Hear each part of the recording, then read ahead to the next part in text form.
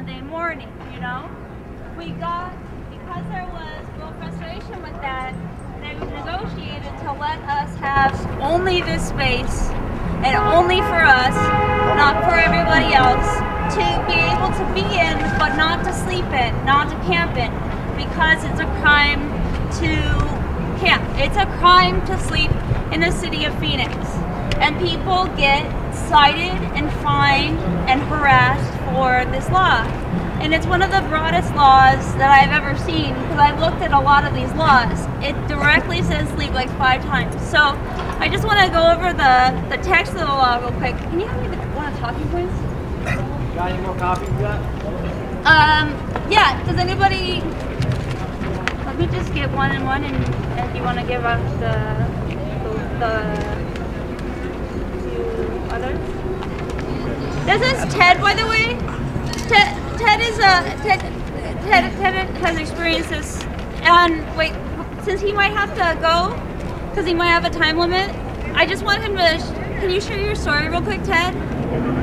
Well, mainly, I want to go back when a homeless shelter kicks out. Speak up just a little bit. Oh, they want you to be louder. Main thing what I want to do is I want to go ahead and show people Oh, yeah. that kicking a person out because they have a disability. Right. Yeah, the main thing I want to show is I want to show that kicking a person out of a shelter because they have a disability is against the law, and these shelters do not have right to do this. And so they have already done this to me, and they kicked me out of the shelter because I had a seizure. There are certain people who are not allowed to be in the shelter at all. If you're a single man, there's a lot of competition for space because you're not very fundable. You don't look cute on a card, you know, for donors. If you, and so there's a lot of people who end up, either they don't want to stay in the shelters because the conditions are so bad, or they cannot stay in the shelters. They pass their time limits. They said something that a staff member didn't like. They had a medical condition. They get kicked out arbitrarily, and there's this huge deficit in terms of the amount of shelter that is needed to basically shelter everybody who has issues of homelessness. You know, they want to invest, they invest in prisons in this state, but they don't invest in facilities, and the facilities are very arbitrary. So, and also can be at very bad conditions, like in the overflow shelter where the men, a lot of men sleep, about 300 men sleep. They sleep on asphalt, and there's them with like a mat, but there's like bed bugs crawling all over you and biting you. And you're just packed in there like sardines. And it's policed like a prison. You have actual cops on duty, you know, off-duty cops that are working in the shelter to police it, you know, and so there's no free speech, you know, there's no real rights, but it's partially because we're not holding them accountable, you know, and that's why there's laws like this, you know.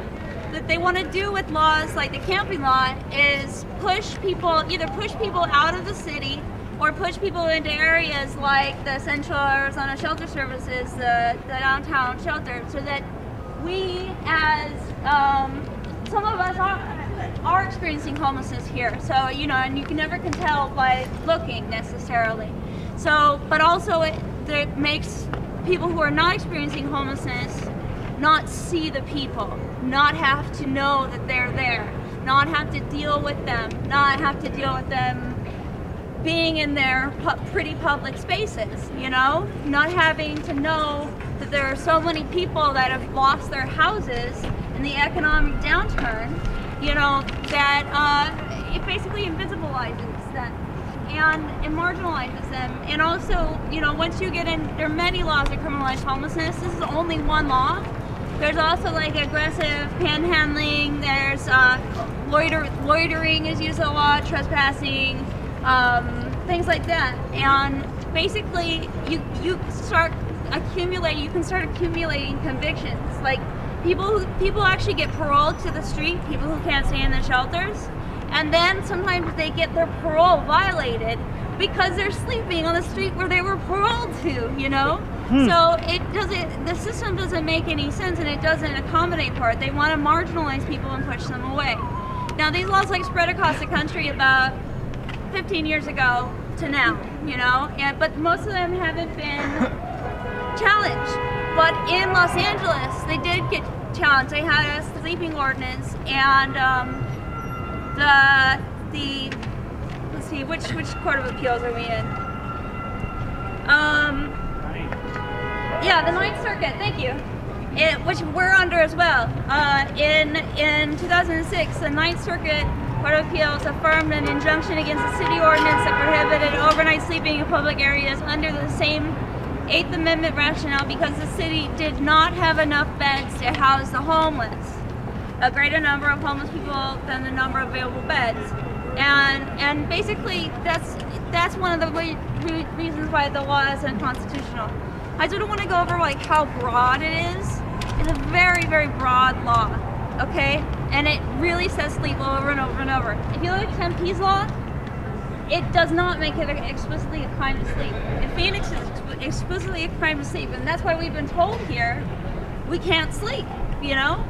So it's a misdemeanor crime, and it says, it shall be unlawful for any person to camp in any park or preserve or in any building, facility, or parking lot or structure or on any property adjacent thereto that is owned, possessed, and controlled by the city, except as permitted in paragraph C. You'll find the irony in paragraph C.